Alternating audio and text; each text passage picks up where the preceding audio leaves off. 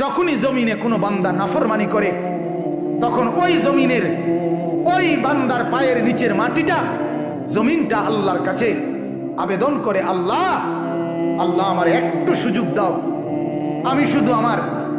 আমি একটা শুধু গড় দেমু, আমার নিচের মাটিটা উপরে উঠামু, উপরের মাটি নিচে নামামু, শুধু ওই লোকটা যেরকম বিছনায় এপাশ ওপাশ করে আমি আমার জমিনটাকে একটু এপাশ ওপাশ করবো, আমার নিচের মাটি তুলবো, উপরের মাটি নিচে নামাবো, আল্লাহ এরে নিয়া আমি শুধু একটা উল্টানি দিতে চাই, তুমি আমার অনুমতি দাও।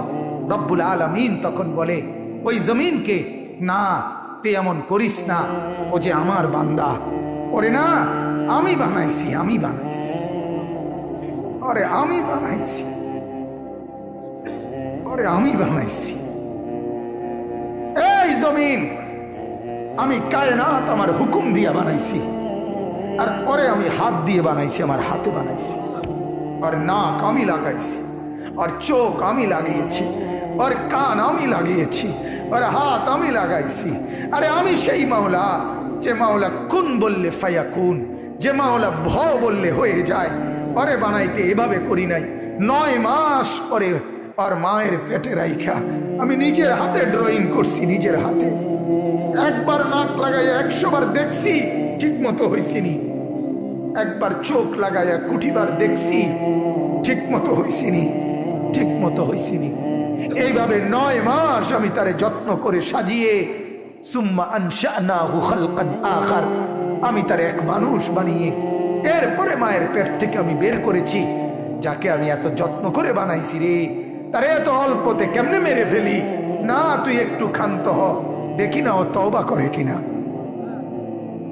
ও ফিরে আসে কিনা, দেখি না। পাকিস্তানের হযরত মাওলানা সৈয়দ আব্দুল মজিদ নদীম সাহেব রহমতুল্লাহ আলাইহি বলতেন যে এক ভেগে যাওয়া সন্তান মাকে ত্যাগ করে, বাবাকে ত্যাগ করে যেই সন্তান চলে গেছিল, 4 বছর পরে 10 বছর পরে 10 বছর পরে সেই সন্তান যদি মার কাছে ফিরে আসে আর চোখের পানি ছেড়ে দিয়া বলে, মা মাফ করে দাও, আমি ভুল করে ফেলছি, সৈয়দ আব্দুল মজিদ নদীম সাহেব বলতেন যে ওই মা ওই সন্তানকে মাফ করতে যতদূর দেরি করবে, 90 বছরের ভেগে যাওয়া বান্দা আল্লাহর নাফরমানি করার পরেও 90 বছর পরে যদি একত্রে একদিন এক রাত গভীরে আল্লাহর কাছে চোখের পানি একবার ছেড়ে দেয়, আল্লাহ তাআলা ওই মার আগে রব্বুল আলামিন তাকে মাফ করে দিবেন। এমন যিনি, তার নাম আল্লাহ।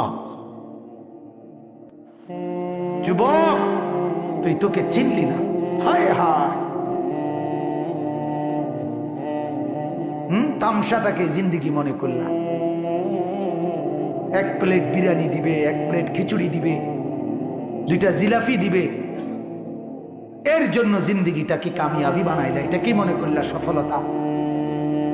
কিছুক্ষণ মোবাইল চালাইলা, কিছুক্ষণ মেয়ে দেখলা, ছবি দেখলা, নাটক দেখলা, নাচ দেখলা, আর কিছুক্ষণ ঘুমিয়ে রইলা, এটাকেই জিন্দেগি মনে করলা।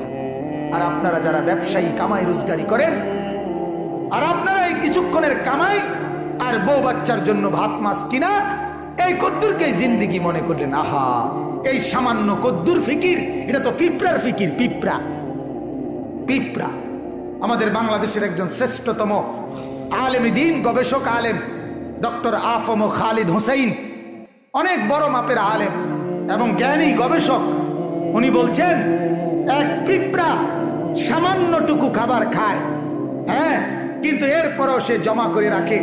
এক হাতি 250 কেজি খাবার প্রতিদিন খায়, একদিন 90 লিটার পানি প্রতিদিন খায়। উনি বলছেন কিন্তু কোনোদিন হাতি সে পরবর্তী বেলার খাবার কান্দে কইরা তার কাছে নিয়ে আসে না। সে এরপরে প্রতিদিন মাওলার উপরে তাওয়াক্কুল করে থাকে। রব্বুল আলামিন 250 কেজি খাবার প্রতিদিন তার কাছে পৌঁছায় দেয়।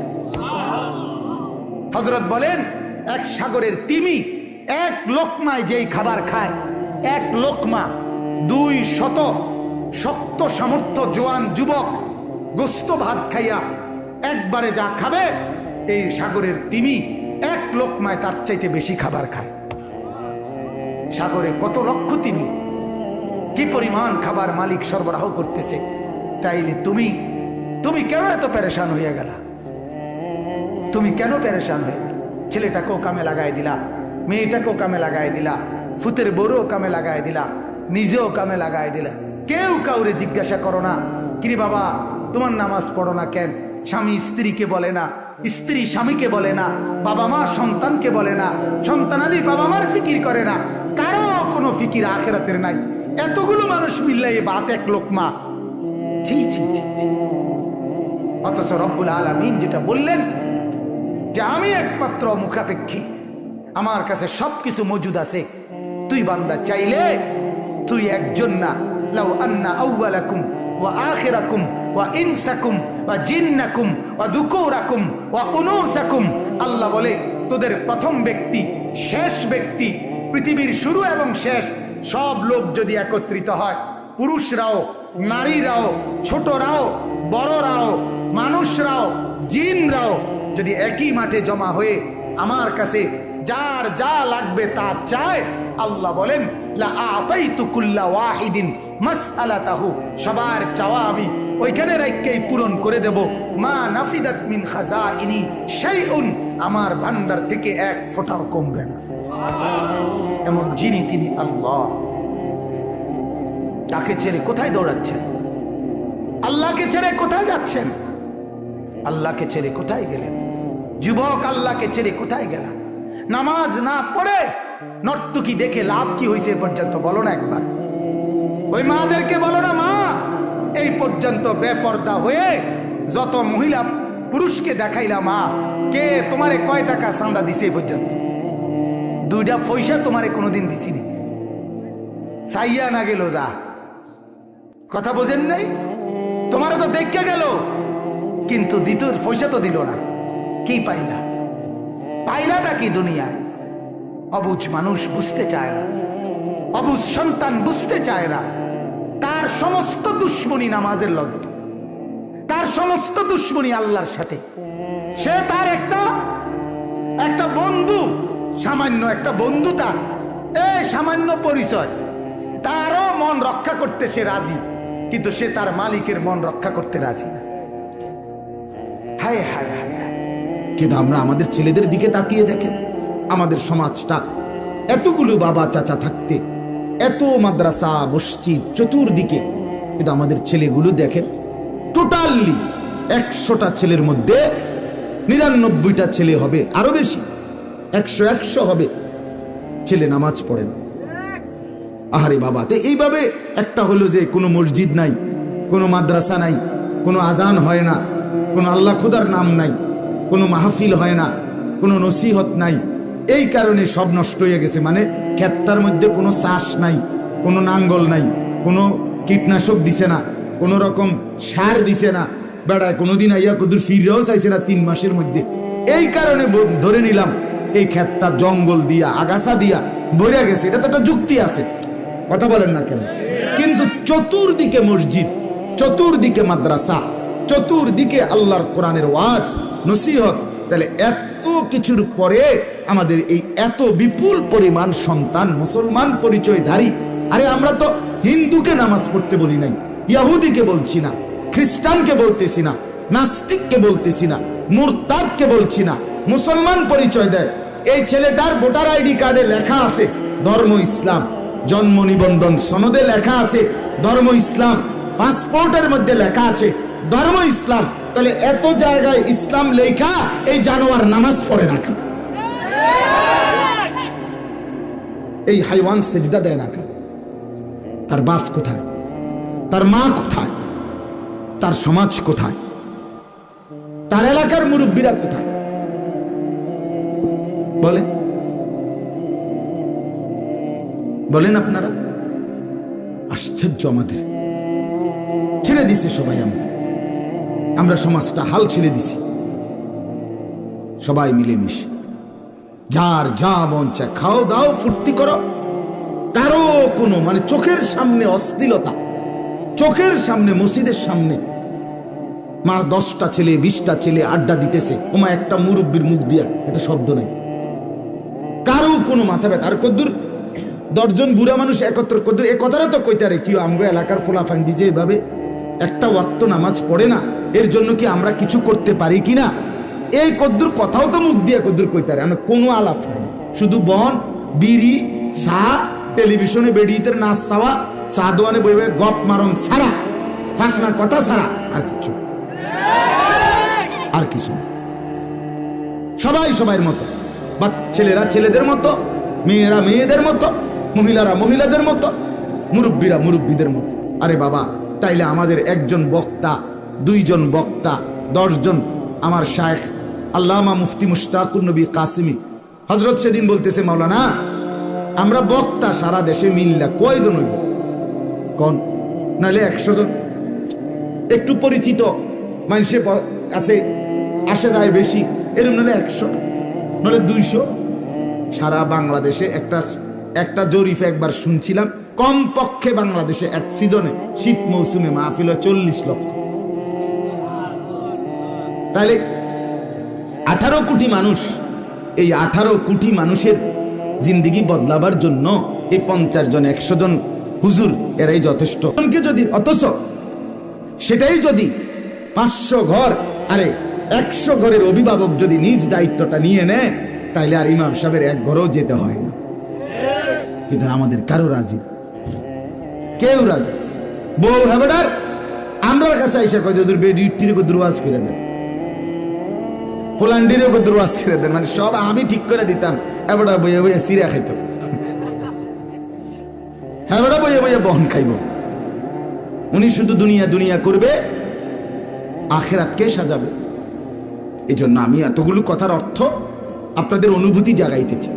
গল্প আমিও বলতে চান, কিচ্ছা কাহিনী একটা বললাম, সুর দিলাম, এতে না, মূল অনুভূতি দরকার। আমরা আজকে বিশ্বাস করেন আমাদের হালাত, আগামী সময়টা আমাদের বাঁচতে হলে বিশ্বাস করেন আমাদের সার্বিক নিরাপত্তা, আখেরাত তো আছেই, দুনিয়ায় আমাদের বেঁচে থাকার নিরাপত্তা, আমরা যদি আল্লাহর সাথে সম্পর্ক না বাড়াই, আমরা যদি ঈমান আমল না বাড়াই, বিশ্বাস করেন আমাদের মুসলমানদের হিম্মত একদম দুর্বল হয়ে গেছে। আপনারা ভেবে দেখেন, 2 মাস টানা ইসরায়েলের ইহুদিরা ফিলিস্তিনের মুসলমানদের উপরে জুলুম করছে অকাতরে। প্রায় 20,000-এর কাছাকাছি মুসলমান এই পর্যন্ত রক্তে লাল শহীদ হয়ে গেছে। প্রায় 7 থেকে 8 হাজার মাসুম বাচ্চা শহীদ হয়ে গেছে। 7 লক্ষ শিশু সর্বহারা, ঘর হারা, বাবা মা হারা। মুসলমানের লাশ মাটিতে, নিজ মাটিতে দাফন করতে দিচ্ছেন।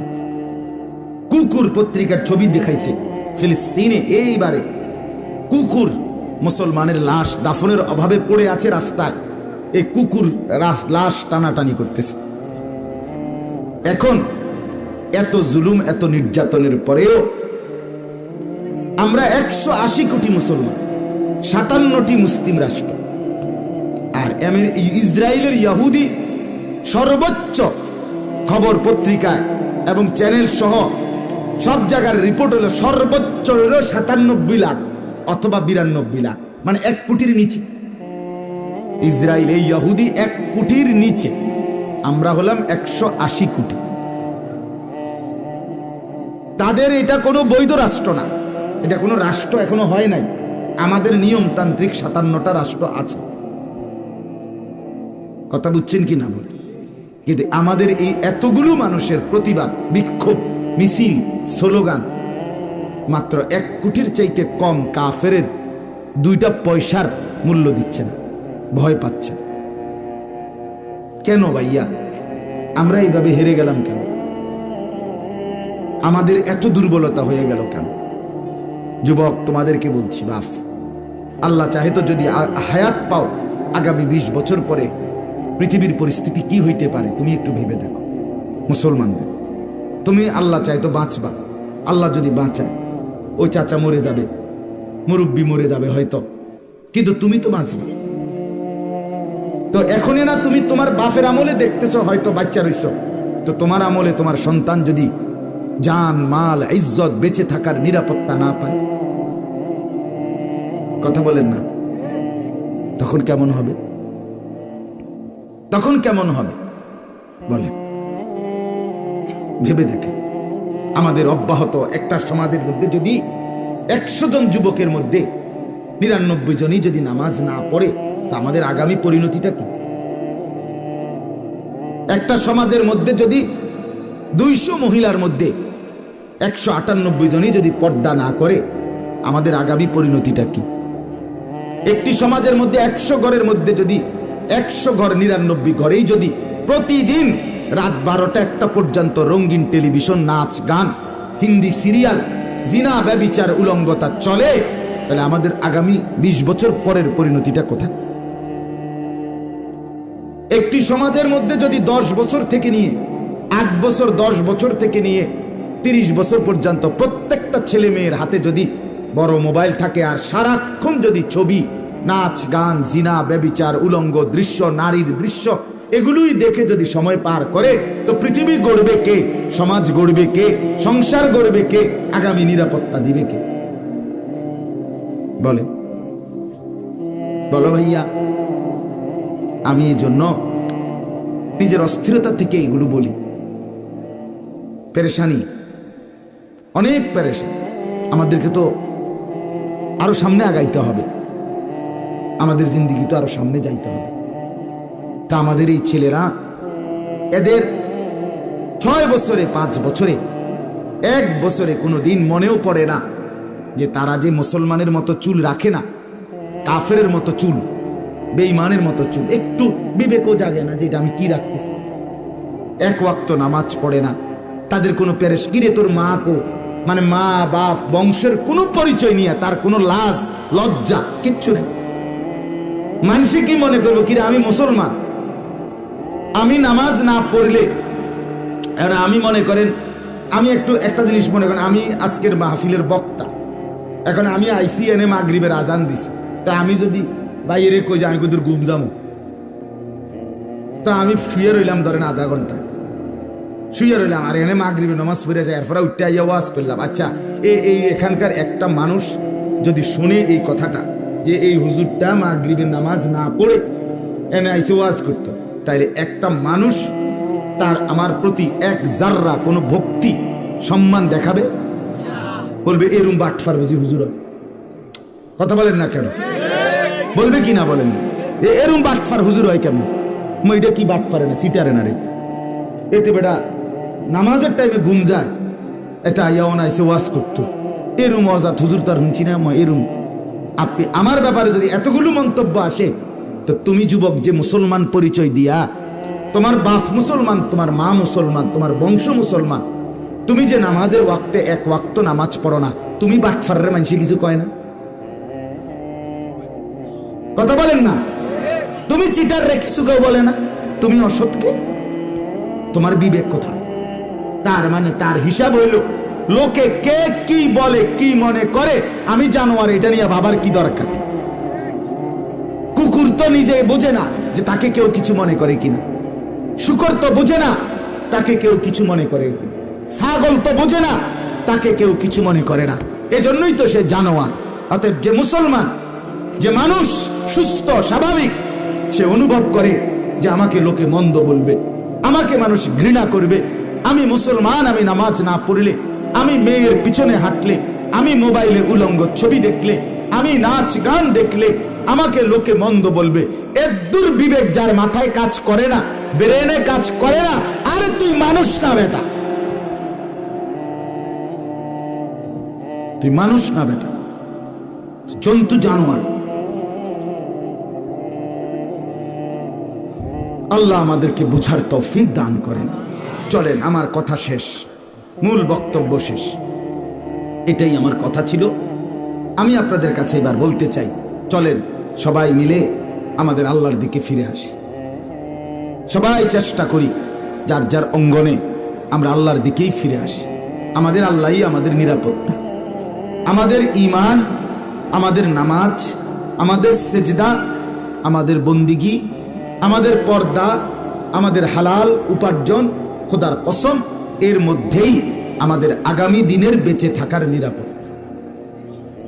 আমাদের জন্য আমেরিকা কোনো সমাধান দিবে না, আমাদের জন্য জাতিসংঘ কোনো সমাধান দিবে না, আমাদের জন্য ইউরোপ কোনো সমাধান দিবে না। এটা মনে রাখি। আমাদের সমাধান আমাদের আল্লাহর প্রতি ঈমান, আমাদের সমাধান আমাদের ইবাদত। ইবাদত সবাই বুঝবে, কোনো সন্দেহ নাই।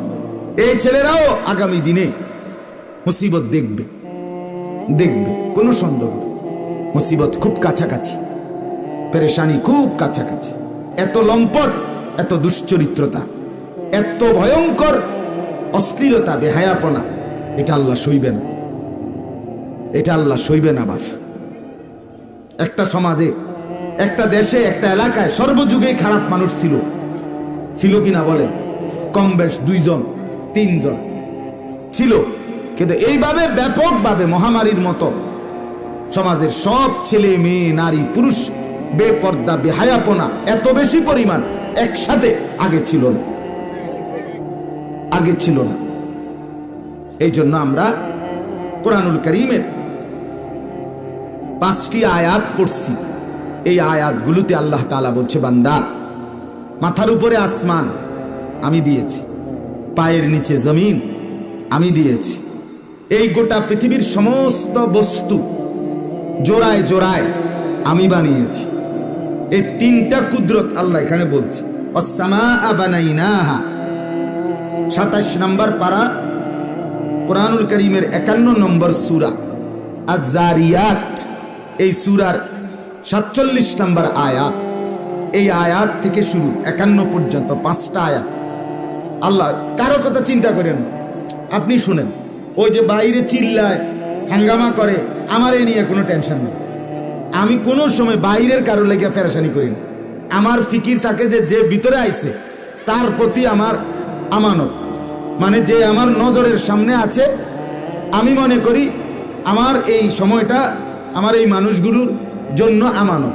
কাজে আপনাদের দিকে নজর রাখা, আপনাদেরকে বুঝাইবার চেষ্টা করা, এটা আমার দায়িত্ব। বাহিরে কে ঠ্যাঙ্গালগি দিয়া লাফায়, এরকম 2-4 বেত্তমিজ থাকবেই। কথা বলুন, ইসরাফিলের ফু যেদিন দিব সেদিনও অসভ্য থাকবে। একেবারে যেদিন ইসরাফিল কি দিতেছে, ফু দিছে, সেই দিনও কি থাকবে তো আর কি। তাহলে একজন মানুষ এই সমাজের সবাইকে একসাথে একই দিনে চেঞ্জ করতে পারবে না। এটা লইয়েই চলতে, ভালো মন্দ, সৎ অসৎ, এই নিয়েই দুনিয়া। সব ভালো যেখানে এটার নাম জান্নাত, সব মন্দ যেখানে ওইটার নাম জাহান্নাম, আর উভয়টা যেখানে এটার নাম দুনিয়া। সব সুখ যেখানে এটার নাম জান্নাত, সব দুঃখ যেখানে সেটার নাম জাহান্নাম। দুঃখ আর সুখ মিল্লা যেখানে এটার নাম হলো দুনিয়া। সব আনন্দ যেখানে এটার নাম জান্নাত, সব বেদনা যেখানে ওইটার নাম জাহান্নাম। আনন্দ আর বেদনা মিলে যেখানে এটার নাম দুনিয়া। খাট পালং সোফা ফার্নিচার এগুলো করে দিয়ে যায় না। 5 জন ভাই, আমরা 5 ভাইকে আব্বা মাদ্রাসায় পড়াইছে, আলেম বানাইছে। 2015 সালে আব্বা যখন ইন্তেকাল করছে, তখন আমগো ভাইদের জন্য বসত হিসাবে জমি আছিল আব্বার দেওয়া শুধু 8 শতক। আমরা ভাই বোনই 8 জন। আলহামদুলিল্লাহ, বাবা ইন্তেকালের পরে আজকে 8 বছরের মাথায় 15 থেকে 23 সাল, এখন এই 5 ভাইয়েরই আলাদা আলাদা জায়গাও কিনছে, ঘর দুয়ারও করছে। তো কি এই জন্য বাবা ছেলেকে ঘর দুয়ার আর খাট পালং করে দিতে হয় না, সেজদা শিখাইতে হয়, নামাজ শিখাইতে হয়, কোরআন শিখাইতে হয়। আল্লাহ তাআলা এই জন্য বাবা আমার অধীনে দিয়েছে। এই জন্য মাদ্রাসায় দ্বীন শেখান, ছেলেদেরকে কোরআন শিখান, মেয়েদেরকে কোরআন শিখান। যার ছেলে 3 জন, আল্লাহর কোরআন শিখাইতে হবে 3 জনকে। যার মেয়ে 3 জন, আল্লাহর কোরআন শিখাইতে হবে 3 জনকে। নবীজি বলছে, আলা কুল্লি মুসলিম, প্রত্যেক মুসলমানের উপরে দ্বীনি ইলম অর্জন করা ফরজ। বুড়া মানুষেরও, জওয়ান মানুষেরও, নারীদেরও, পুরুষদেরও, ছেলেদেরও, মেয়েদের। ভিক্ষা দিলে হইতো না, বুঝিননি? মানে আপনার জি ফুট 7 জন, হুজুর আপনারা কওনে ওয়াজুন্নে 1 জন ফুট দিছি মাদ্রাসাত, মানে আপনি ভিক্ষা দিছেন নাকি? তা বাবা মনে হয় আপনারা ভিক্ষা দিছেন। না, আপনি ভিক্ষা দিয়েন না। আপনাকে রাসূল বলছে, সন্তান, ছেলে মেয়ে যতজন দ্বীন শিখতে হবে ততজন। কতজন? 3 জনে কয়জন বলেন না? কয়জন? 4 জনে কয়জন? মনে রাখ, হাসরের ময়দানে কোরআনে আছে যে সন্তান মা বাবার গাফলতির কারণে, মা বাবা দিন না শিখানোর কারণে জাহান্নামী হবে, খোদার কসম ওই সন্তান জাহান্নামে যাওয়ার আগে আল্লাহকে বলবে, আল্লাহ আমার মা বাপকে একটু দেখতে চাই। আল্লাহ বলবে কেন? বলছে আজকে জাহান্নামে যাচ্ছি, এই মা বাপ ছোট্টবেলায় দিন শিখায় নাই, আল্লাহ চিনায় নাই, নামাজ পড়ায় নাই, আজকে জাহান্নামী হলাম। এই জন্য ওই মা বাপকে এনে না জাআলহুমা তাহতা আকদামিনা, পায়ের নিচে ফালাইয়া দুই পাও দিয়া কতক্ষণ লাইঠাইয়া সোঁটটা এরপরে জাহান্নামে যাব। এটা কোরআনের আয়াত। এই অচিরেই দেখবি, অচিরেই এই তাফালিং চুল এটার খেসারত হেতেরও দিতে হইব, বাপেরও দিতে। দিন শিখাইলেন না কেন? এক ওয়াক্ত নামাজ পড়ে না 16 বছরের দামরা, হ্যাঁ 18 বছরের দামরা খাড়াইয়া মতে আপনি শিখাইলেন কি? আপনার বাবার সার্থকতা কি? আমার জীবনের আর রইল কি? আমার জিন্দিগির আর কি রইল? হ্যাঁ আমার জীবনের আর সার্থকতা কি? সারাদিন বন্ধুদের সাথে আড্ডা দেয়, রাত্রে কেন মা বাবার ঘরে আসে? ওই হাইওয়ানকে বলতে পারেন না যে আড্ডা দিছো যাদের সাথে নামাজ না পড়ে তাদের সাথেই রাত কাটাও? খানার টাইমে বাবার উপার্জন খায় কেন? থাকার টাইমে বাবার ঘরে আইসা থাকে কেন? বলে আমি আমার জীবনে একবার আমার আব্বারে বলছিলাম, আব্বা আমি এই মাদ্রাসায় আর পড়বো না, আরেকটা মাদ্রাসায় আমারে ভর্তি করান আমার ছাত্র জীবনে। কসম আমার আব্বা সাথে সাথে বলছে, ফুত ছোট তখন আমি, পরের বেলা ভাত এক লোক না ভাত আমার ঘরে আর খাইও না, সাবধান বাইরও। আমি যেই মাদ্রাসায় দিছি এটাতেই পড়তে হইব, নাহলে আর ভাত পরের লোক এক লোক মা ভাত খাইও না, সাবধান বাইরও। পরে আমি কানতে কানতে ওই মাদ্রাসাতেই ফিরে গেছি। বুঝছি এই বাপ বড় শক্ত বাপ, ছাড়বে না। বাবার সেই কঠোর শাসন আলহামদুলিল্লাহ আজকে আপনাদের সামনে দুইটা কথা বলার তৌফিক দিছে। ছেড়ে দিলে হবে না, ছেড়ে দিলে হবে, ছেড়ে দিলে নষ্ট হয়ে যাবে, চরিত্রহীন হয়ে যাবে। তলে তলে বেনামাজি ছেলে, অবস্থা খুব খারাপ, কিচ্ছু নাই, ভিতরটাকে জোকা বানায় লেছে, ভিতরটা খোলস বানায় লেছে। নারী দেখতে দেখতে, ছবি দেখতে দেখতে, উলঙ্গ দৃশ্য দেখতে দেখতে শরীরে শক্তি, যৌবনের শক্তি কিচ্ছু নাই। যত ছেলে বেনামাজি সারাদিন মোবাইল টিপে, আপনি কসম আপনি পরীক্ষা করে দেখেন সবগুলো নাফরমানের চোখ ভিতরের দিকে ঢুকে গেছে, কোডি সাফা জাগাত নাই। গুনাহ গুনাহ, অসভ্যতা, অশ্লীলতা, কোমর দুর্বল করে ফেলছে। 18 বছরের ছেলে পরিশ্রম করার কথা, এক জগ ফানি দিত গেলে ফাইতাম না, দুগা বাড়িত করে তার বাফেরে বলে যে দুগা বাদ দিয়ে তোর আব্বারে বাজারে দোকানে, ফাইতাম না। বেড়ি সেবানি, হ্যাঁ ফানি, মোবাইল ছবি দেখবানি, হ্যাঁ পারবো। মানে এটা হলে 100 সই। কিন্তু বাবার খেদমত, মায়ের খেদমত, একটু সংসারের সামান্য কাজ, হ্যাঁ ঘর গৃহস্থের একটু কাম, তার গায়ে সই। বাবা মা তাকায় তাকাইয়া সন্তান ফালে। আল্লাহ আমাদেরকে বিবেক দান করেন, আল্লাহ আমাদেরকে বুঝ দান করেন, আমাদের সন্তানদের জন্য, স্ত্রী পরিবারের জন্য ফিকির করবেন। আল মাদ্রাসাতুল মদিনা, এই মোহনপুর মাদ্রাসা আল্লাহ কবুল করেন। আজকের থেকেই পরিবর্তন শুরু করেন। কমপক্ষে ভিতরে যারা বসছেন ছেলেরা, বাবা আজকের এশার নামাজ পড়বে, তাইলে কমপক্ষে প্রমাণ হবে এই বাহিরের ফালতুদের চাইতে তুমি একটু ভিন্ন। অনুরোধ, মিশে যাইও না এই সমাজের দুষ্টদের সাথে, এই সমাজের অসতের সাথে। সে তোমারে চরিত্রহীন বানাইয়া, ফসাইয়া, গলাইয়া, গন্ধ ছুড়াইয়া এরপরে তোমারে ছেড়ে দিবে। এই জন্য ছেলেরা যারা ভিতরে বসছো তোমাদেরকে অনুরোধ করল, বখাটে, দুশ্চরিত্র, উলঙ্গ ছবি দেখে, নাচ গান দেখে, অশ্লীল কথা মুখ দিয়া বলে, অসভ্য গালিগালাজ করে, হাসে মাতালের মতো, ছাগলের মতো, প্রতিবন্ধীর মতো, এই সমস্ত বিকৃত রুচির মানুষ, যুবক ছেলে পেলের সাথে চইল না ভাই, চইল না। আল্লাহ তাআলা আমাদেরকে তৌফিক দেন, এই সমাজকে আল্লাহ ভালো রাখেন, মাদ্রাসাকে আল্লাহ কবুল করেন। ইনশাআল্লাহ এশার নামাজের বিরতি হবে এখন।